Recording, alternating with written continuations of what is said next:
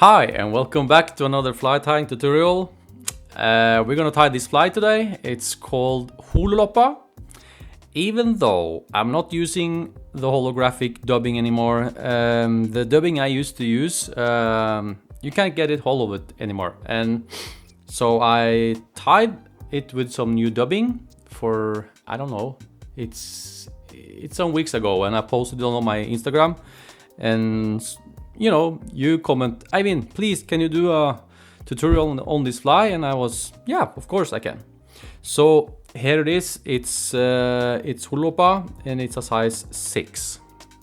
And as always, link to skip the intro and link to my sponsor, Nordisk Fiskeutstyr. They are my sponsor. For you guys that want to shop some materials in Scandinavia, I think. Yeah, they ship to Sweden and Denmark. That's no problem, I think, and Finland as well. So yeah, check them out. And there's a link to my Patreon page if you want to become a patron. Okay, this fly has caught me a lot of fish, and it doesn't represent, you know, it doesn't look like a shrimp. It doesn't look like a scud. It's kind of a hybrid. The thing with this fly is a trigger fly. It's weighted in the front, so it kind of moves like this in the water. And with the tail that goes up like this make also the fly go a little bit like that. And there's a fluorescent orange trigger point. It's really good, it works great. So, and I would, you know, I wanted to tie the fly with some new materials, and that I've done. So let's see what I'm using. I'm using the owner AKI LIGHT in a size 6. If you can't use that hook, you can. I used to tie this fly on this hook down here. You can see it. This is the TMC 2457 in a size 6. It's the same size as you can see, and also you can use the TMC 811S in a size 6. That's the hook. And for the tail, I'm using calf tail. You know what I mean? This white one.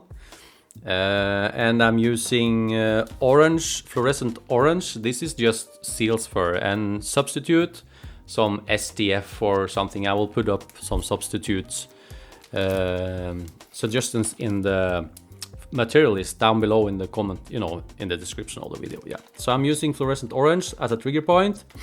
And then I'm making my own shrimp eyes. I'm gonna show you how I make my shrimp eyes, okay? It's very simple. You can see they are nice and small. I don't like too big shrimp eyes on a small fly. I'm gonna show you how I do that. Very simple. We're just gonna use some mono. 0.50 millimeters mono. Don't use fluorescent carbon, fluorescent carbon. Fluocarbon doesn't melt that great, so use regular nylon. Okay, yeah. And for the whole, you know, for the body, I'm using STF, synthetic translucent fiber. This is brown light. Very nice. The same dubbing as I use for the finreka. So same dubbing, you know. I like to use, yeah, as I always say, I like that. And I'm making this one with the red head. That's good. Yeah, yeah. Okay, something else. No, I like to use this fly like a scud, like a small shrimp. It works great in the murky waters. Yeah, it's just a great fly, great little fly. So, okay, I need to use a candle. I'm gonna show you all that later. And we're using some lead wire as well. Lead wire, yeah. That's it. Should we start? Okay, so here's the fly. As you can see, it's a nice little fly in lovely proportions. I love it. Okay, so put in the hook. Where did it go? The owner AKI LIGHT. AKI. Perfect. Some scissors and a white tying thread. I'm just using a 6/0. I'm going to start in the middle and put down some wraps and go back to the barb. And this, as always, it's important to follow my instructions when it comes to measurement. I'm going to use the point from the barb and 2-3 millimeters back to use for the tying the tail. and the point from the hook point, almost the hook point. I think over here it's too big, so I'm gonna take it a little bit back, but this point is for the trig point. Then we're gonna use the point here to the shrimp eyes and lead and body. So we need to follow the instructions. Yeah. So let's tie in some calf. Yeah, you know what I mean. I'm struggling with the pronunciation. Pull out a nice bunch like this, because there are a lot of underfur. I'm gonna split it up and pull out all of these guys. Pull them out. And the amount of fibers, you can see, still too much, but I'm gonna make sure they are almost aligned. So I'm gonna pinch down up here, and I'm gonna pull out again, making sure I have a firm grip here. And I'm gonna measure, and I'm gonna look at it. Perfect, the same length as the whole hook. Transfer it over there, pinch the whole thing, down and up. Take a couple of turns forwards, and we're gonna tie, as you can see, the thread is aligned with the barb. And now we're gonna go 1, 2, 3, 4. I think that's enough. Yeah, cross your thread and go back up again. I'm gonna tie, oh, the hook is so sharp. Stop by the hook point and snip it off in an angle. Like that. And now I'm just gonna put down a thread base. And now we're gonna set our thread there between the barb and the hook point, because now we're gonna use the rest of my production of making mono eyes. There are always bits like this, the same as we do for the hoover shrimp. So put it in, don't go past the hook point. Don't go past the hook point, because if you do, you're gonna have trouble up here with the dubbing loop and the whole thing. But we're gonna have some lead wire. Do not do that. Pull it back to the behind the hook point. On the side, go down. On the side, stop, go forwards again. Stop in the middle. Lift, behind, pinch it with your finger in the back, like that. Pinch your thread. Couple of turns. Oh, it's so perfect. I like this technique. I love it. Snip it off. Make sure it doesn't go past the hook point. It's behind the hook point. I mean, you know what I mean. It's almost like a visible line up there, you know? Yeah. And then we go back again and tie it down.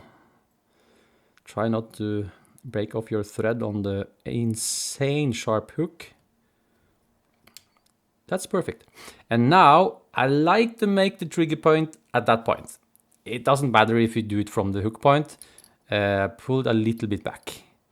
It actually would look a little bit better, but yeah, I will accept the hook point.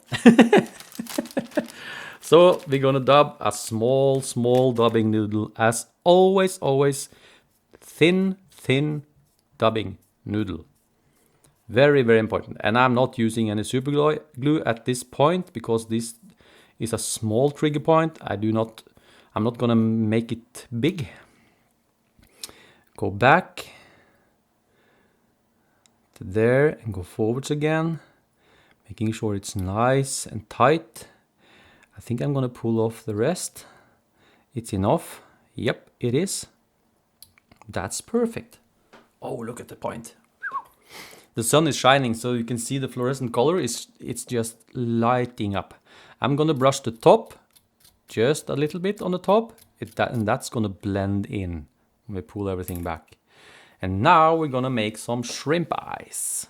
So here's what you need for making some shrimp eyes. You can see what I'm using: a lighter, candle, and the very important here, the candle. As you can see, I've made a notch here. It's important that the mono, when you're gonna burn it, is the same level as the flame, because if you stick the mono down here, the heat it's gonna get too hot and it's gonna melt very fast. If you need, you want control, you know. So I'm gonna show you. Have it down here. I'm gonna show you how to do this. So actually, I'm cutting down. I'm following the flame as I burn it up. I'm gonna follow down, and I'm making a notch that's leveled with the flame. That's important. Okay, so that's ready. And I have some mono. This is the mono I'm using. It's perfect for shrimp eyes. It really melts beautifully. So I can recommend this one. This is 0.53 millimeter. And I've already snipped out a few pieces like that. And I've taken a permanent marker and I'm marking both ends at both sides with a black marker down here. On this side and this side. Yeah, 1 centimeter, I think. Yeah, 1 to 1.5-ish. It all depends on the size of your shrimp eyes you want to make. So I'm gonna do this. These are ready. I'm gonna light my fire. I'm gonna light my candle. Jesus. And I don't need the scissor in my hand. I'm gonna light it up.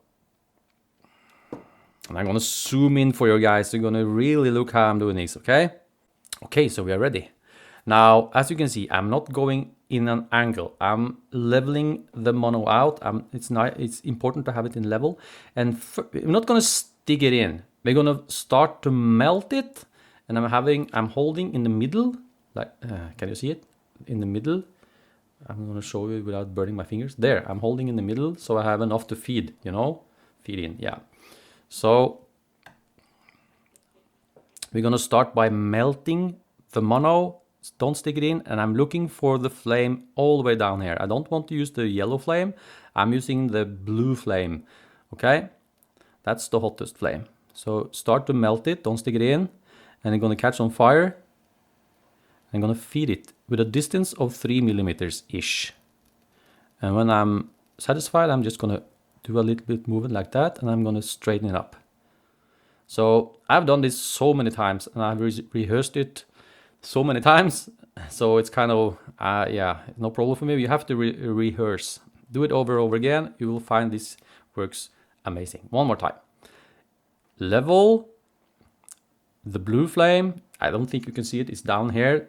I'm not going to use this part. I'm going to use this and start to melt it. Don't stick it in. Melt the thread. And you can listen. You can hear the flames. There. And feed, feed, feed. Keep the distance. Melt, melt, melt. When you're satisfied, give a little shake and straighten up. Another tip, don't shake it too hard. To shake it too hard, this is going to come off and burn your thumb, as I've done many times. So a little shake, just a little bit, and straighten up. There's your shrimp eyes, and they are perfect. I love them. And these are small shrimp eyes. In my head, these are small. And if you just burn them even more, they become bigger, but that's a little bit hard to do, but it works. I do that for a little bit bigger flies, but these works great for size 6 and size 8. Okay, let's tie them in. Okay, so let's tie in our shrimp eyes, and I like to tie them in so they bend out and not bend in. And as I always say, I like to tie in these first. Just a couple of loose turn and make sure they don't go past the hook bend. I've said it so many times. I line them up, tie them in at the side, and I'm making sure my tying point is all the way a little bit past the hook point. There, that's perfect. I think it's perfect. It looks great. The eyes are perfect, perfect, perfect. And we're gonna snip off this one. And here it's important that you snip it off at least 3 millimeters from the hook eye, because you're going to have lead wire over here, and you're going to finish off with the dubbing loop and everything, so you need the space. Couple of loose turns, pull it. I think I'm going to pull this a little bit. Oh, there you go, a little bit up. I don't want them to be spread out too much, because if you do, as I say, you can have trouble with the fly just tangling up, you know. I'm going to snip this one off. Same length as the other one. Making sure the eyes are where I want them, and they are there. Oh, perfect. Perfect, perfect, perfect, perfect, perfect, perfecto mondo.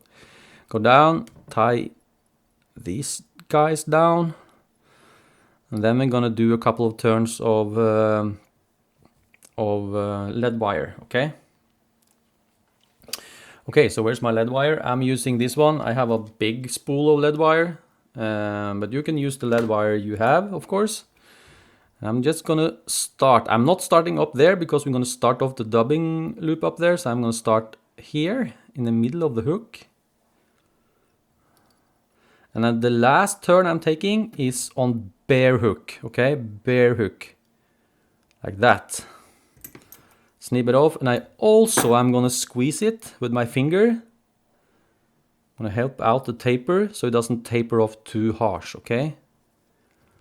That's perfect. Perfect, perfect, perfect. And I'm gonna move our thread in the front, secure it so it doesn't move, and also we're making a nice taper. Can you see? We're helping out the dubbing loop when we come down there so we don't get a hump there.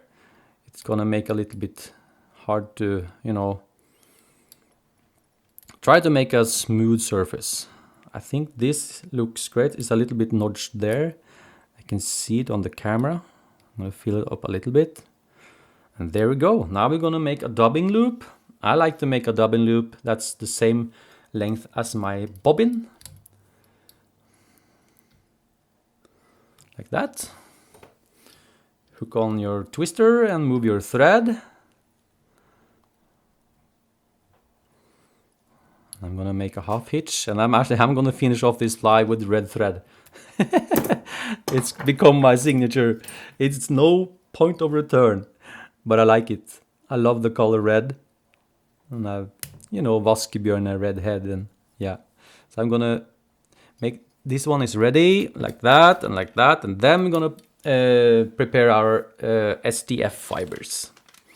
So when I pull out these fibers, I make sure I'm pulling them out in the full length, like that. Pull out, go back, pull out, go behind them, pull out, pinch. Can you see? Don't overdo this, okay? Don't overdo it. It's better to have a little bit, a smaller bunch of fibers than too much. Too much is not fun. So about this, it looks a little bit little. I want a few more. Oh, I'm gambling. I think I'm there. About this much. Let's go down here. And I'm working with the material like that, pulling them from each other. And I'm making a big, I'll show up here. I'm doing like this and I'm pinching them like that. And I'm gonna put these guys directly in the dubbing loop. And as always, it's so important to make it nice and translucent. Widen this thing out. This is about 5 centimeters big. Please, please, please try to do that. And I'm also trying to make it a little bit thicker at the top and thinner down here, because then we have it gets a little bit better tapered, you know. We're gonna make a thick and thin. I hope this is not too much. It looks okay. So I'm gonna twist the dubbing loop. Twist, twist, twist, and I'm not brushing. I'm not gonna brush this one. Perhaps just a little bit. Very careful, because we are not gonna make it so fluffy, because we're gonna have some loose hairs, fibers, I mean, over the body and the dense body. That's the goal anyways. So we'll see. I hope this looks here. I'm gonna start with my roll revise. I'm gonna start up here. Pull it. Touching turns, pull it, and I usually get it right the first time, but I can mess it up. That's the way it is. But let's see how it goes. Oh no! I'm gonna save it. I'm gonna save it. I'm gonna save it. I need to save it. I messed it up. Oh, I didn't. I'm gonna finish it off. It looks amazing.